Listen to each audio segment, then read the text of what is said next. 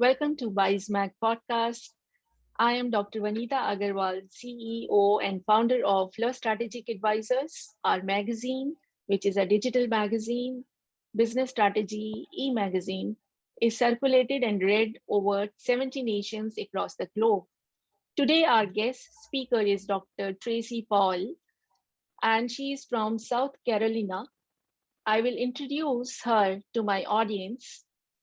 Dr. Tracy Powell is a native of South Carolina, receiving her education from the University of South Carolina, where she earned her doctorate of philosophy, master's in social work, and bachelor's in sociology. Additionally, Dr. Powell is a certified executive and professional coach, award winning author, and international speaker. Throughout her career, Dr. Powell has held various leadership and executive positions. In these roles, she faced and quickly recovered from racial discrimination, managing fear, balancing work and family, and speaking with one voice. It was early in her career that Dr. Powell realized her challenges were dramatically different from her counterparts, although they were serving in the same positions and same environments.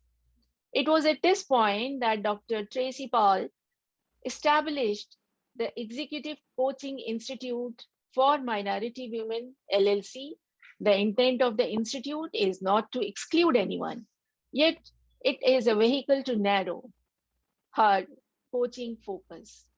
Dr. Tracy authored two books, Practical Leadership Lessons Learned from Mickey, and her award winning book, Journey to Authorship, a pocket guide for writers, published a leadership journal, written peer reviewed publications, several ebooks, and has been interviewed by several television and radio and podcast hosts. Welcome, Dr. Tracy, to Bizemac Podcast. We feel really happy and honored to have you here. Thank you so much for having me. Thank you so much for the great introduction. As you were speaking, I was thinking to myself, who is that person? I don't really know that person. So, so thank you for those words. And I'm excited and ecstatic to be here. So thank you for having me on today. So, Dr. Tracy, to start with, I will ask you tell us something about yourself, your journey to this point in your own words. My journey to this point has been one that has been exciting as well as fulfilling. Even with the trials and tribulations we all face as we're climbing a ladder, taking on new opportunities, I've been able to really turn those trials into moments of joy, moments of peace, and moments of excitement, mainly because I've chosen that perspective. And I believe if we choose to think those things that are positive, they will be. Mhm. That's great, actually. So, if I ask you, what inspired you to, establish this institute of yours, particularly for minority women? What can you explain, like one of your real incidents in life where you felt like, yeah, this is the pathway I need to traverse now? Yes. There was an incident in life where I know I really wanted to climb the corporate ladder. I could see the top of the ladder, but how to get there, I did not know. And that was a point where I realized, one, I needed to expand my network, and two, I needed to identify and hire a coach to really help me navigate this process. After I was successful in all three, I realized that this was an opportunity for me to give back. As we look at the numbers of Fortune 500s and look at the C suites, we don't have many minority women in leadership positions at the top of the organizations. We're hoping as years come that there will be a pivot and things will change. But in order for that to happen, we have to provide services and resources for these women to get the training, build the network, build the confidence and the skills they need to lead in such capacity. So that's why I launched the Executive Coaching Institute for Minority Women for that purpose. And how do you see that, it is benefiting the clients, the women who must be your clients for learning and for getting trained in leadership roles? I see from what I've seen so far, the benefit is great. Clients start with me with the mapping process, really looking at a holistic approach of their life, really looking at where they want to go in corporate America, even the federal government, and really mapping out a process to get there. That map is holistic and inclusive of all components of life. And I think that sometimes we miss the mark when we only look at the career component and not the family, not the community, and not our mental and spiritual health. So, including all of the components, it has been beneficial. I've had women to excel and get leadership positions and are on their way to the VP positions and the C-suite positions. Great. And do you find some challenges while you are coaching these women leaders of the future? Yes, I find that the greatest challenge that a lot of women of color have is the lack of confidence. And though they want to climb the ladder, they don't believe in themselves that they can do it and that it is obtainable. So really working on boosting confidence, boosting drive, boosting compassion, and being intentional is what I see a lot and what I do a lot of work with the women, because you have to have the confidence to climb the ladder. And we know that fear is present, but you have to do it afraid, and it's okay to do it afraid. And as I was reading your biography, I found that you have also worked extensively on how to maintain the balance between work and life. And, Yes, as you say, and this is omnipresent issues, generally men of the family sometimes do not, not always they are very supporting. Sometimes they do not feel, or they feel threatened or insecure somewhere, that why the mhm, women of the families are in the leading roles or are getting visibility.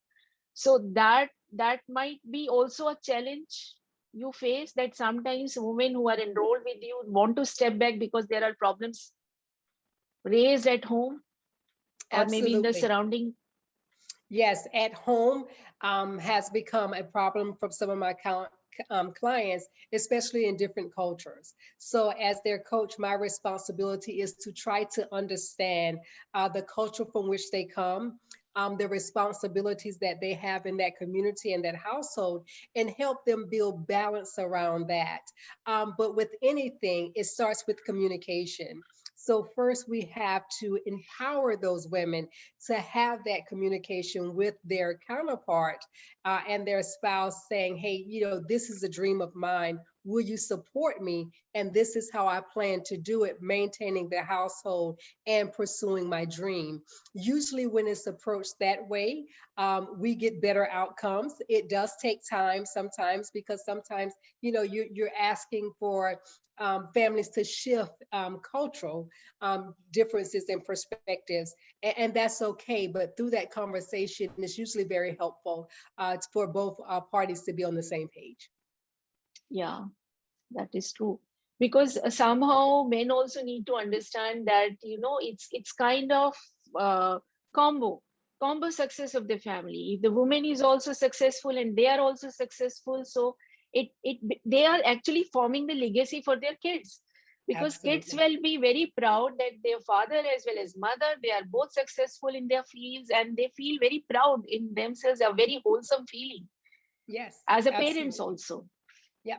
And Yeah, it's a legacy as well, that, you once you start that legacy, it goes for generations, and it right. opened the door for generations for both spouses to be successful in their own right. And I think that does nothing but empower and build up not only women, but also communities as well. Correct. Very well said. So, Dr. Tracy, I would like to ask you, like COVID just happened and it's happening, but obviously there are up and downs, crests and troughs of the COVID wave, and it has impacted many families, obviously Mhm. women also. So, what do you see as the future of leadership in this context?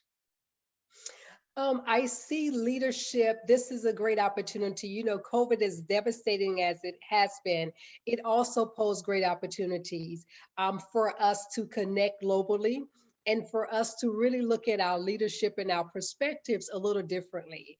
I think this is a great time for women to find their place in leadership roles and utilize the flexibility with working from home and different opportunities to really show that I can be both. I can be an excellent mother as well as an excellent leader. So I'm excited about where the future is going in response to COVID and after COVID. Hopefully leave us one day. And I'm also excited about the possibility of us really looking differently at our younger generation as they're embracing the workplace. You know, they are those that are independent thinkers and want to be accepted and want to be acknowledged. And we're seeing now that we can do that at home as well as in the workplace. So I think this is a great opportunity for us to look to innovation from women of all backgrounds, but all individuals of all backgrounds, and be inclusive and not biased to build our organizations to really represent the globe and not just the state or the country in which we sit. That is true because COVID is a global phenomena, and Yes. now businesses are also global. Everything is so interconnected, and when you are not going offline, when you are not going to your workplace in physical, through internet, trading is or businesses are open globally. So you can, Yes. like for example, I'm connecting to you, you are connecting to me from such a far off distance, still we are able Yes. to find a common time and a common talk, common discussion. Similarly, we can find common business agendas also. uh, Absolutely. yeah, so Dr. Tracy, my next question would be like a word of inspiration for all the women audience here and all the men audience also who want to support their women spouses or daughters or daughter-in-laws. Uh, so, how would you like them to contact you first thing? And what is like your our talk title is Design Your Success. So, Yes. what would you say in that relevance and inspire these audience how to design their success? Yes. So I think with designing your success, it starts with the conversation.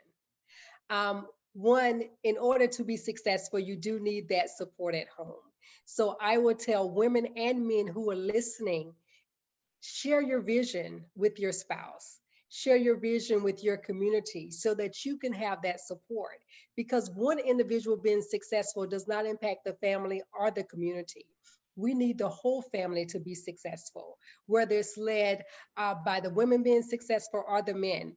So I would inspire them to share their vision openly, be compassionate, love your vision, and love who you are as you create this success.